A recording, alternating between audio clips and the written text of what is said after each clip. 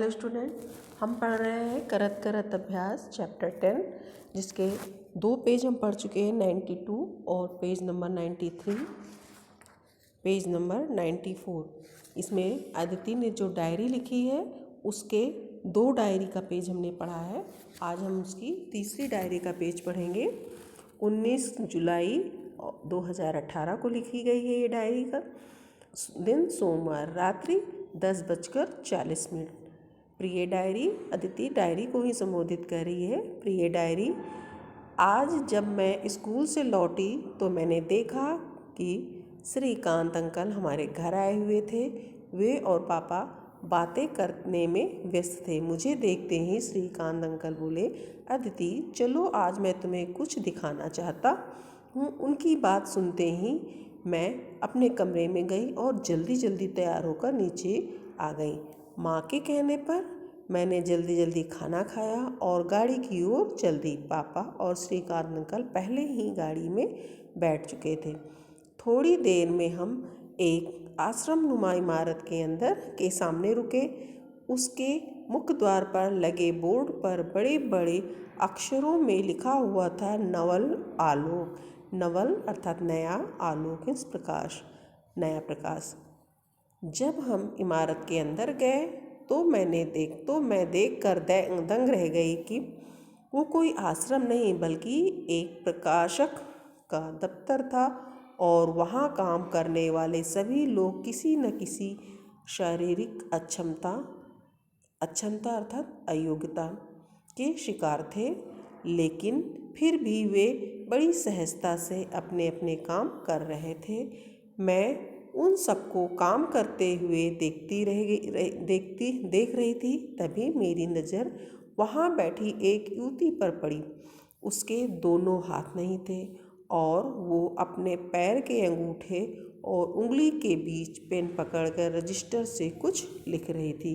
जब मैं उसके पास गई तो मैंने देखा कि उसके लिखे हुए शब्द भी बिल्कुल स्पष्ट और सुंदर थे।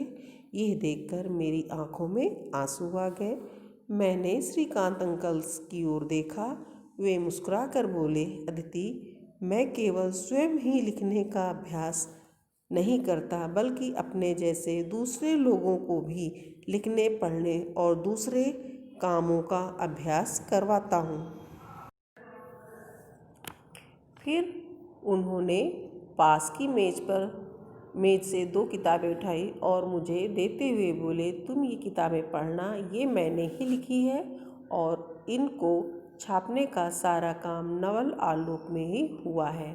इसके बाद श्रीकांत अंकल हमें नवल आलोक के दूसरे हिस्से में ले गए।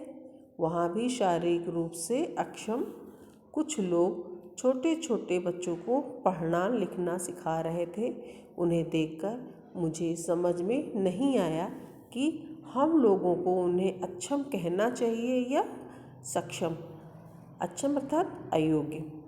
अभी मैं इसी सोच में डूबी हुई थी कि श्रीकांत अंकल बोले, अदिति अभ्यास के द्वारा अक्षमता को भी सक्षमता में बदला जा सकता है। श्रीकांत अंकल की बात सुनकर सहसा मेरे मुंह से निकला, अंकल क्या मैं भी नवल आलोक का हिस्सा बन सकती हूँ?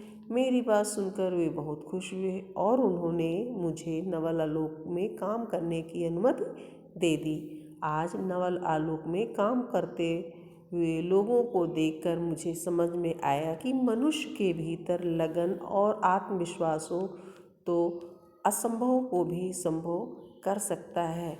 यहाँ अदिति, यह डायरी अदिति ने लिखी है। बच्चों, हमारे समाज में, हमारे देश में बहुत से ऐसे लोग हैं जो शारीरिक अक्षमता के कारण अपने आप को असहाय कभी नहीं होने दिया और उन्होंने बड़े से बड़े मुकाम को हासिल किया। इसमें बहुत से लोगों का नाम है। अभी आपने जल्दी ही नाम सुना होगा अरुणिमा सिन्हा का, जिनका पैर कट गया था फिर भी उन्होंने एवरेस्ट की चढ़ाई की। तो ऐसे बहुत से लोगों के नाम हैं जो कि शारीरिक अक्षमता की वजह से अपने आप को उन्होंने अयोग्य नहीं होने दिया बल्कि योग्यता अपने आप उनके अभ्यास और प्रयास से उनको प्राप्त हो गई। इस चैप्टर का, इस पाठ का आपको शब्दार्थ आप लोगों ने लिख लिया होगा। अब आपका ये होमवर्क है, सही उत्तर पर टिक लगाइए। ठीक है, धन्यवाद।